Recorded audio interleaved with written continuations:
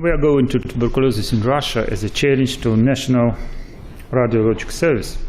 Rather difficult question, because it has no opportunity to show any signs, symptoms or patterns, only organization of this process. I will start with incidence and significance, and then go to radiologic screening of tuberculosis in adults in our country, and the question of latent tuberculosis in childhood, and then very briefly a current role of imaging in differential diagnosis and follow-up of tuberculosis in our country, and some new radiologic modalities in the diagnostic and staging of TB, including infected tuberculosis patients. But first of all, I would like to bring you to some backgrounds.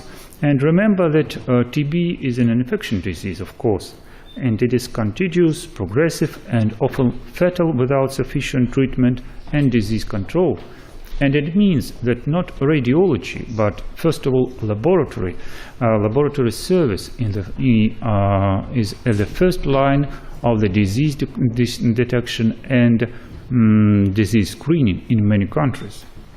The second point is that TB is a social disease, of course, and different social disasters like poverty and poor nutrition, intravenous drug abuse, and many other factors greatly influence the incidence and significance of the disease in each country. And no health authorities, no radiologic service can decrease the mortality and morbidity from this disease without assistance of the government.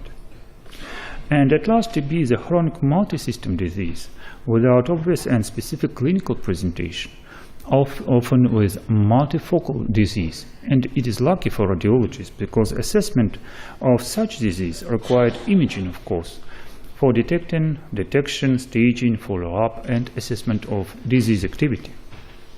TB now is potentially curable infection, of course, because many drugs, successes of surgery, but weakness of health system in many countries leads to late detection and incomplete treatment of patients.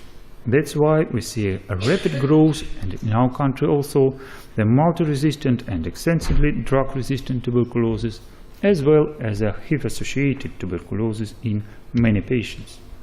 TB now is a major cause of morbidity and mortality in many countries. 2 billion persons, 1/3 of world's population, are infected with the mycobacteria. And it means 9 million new cases of tuberculosis each year in the whole world.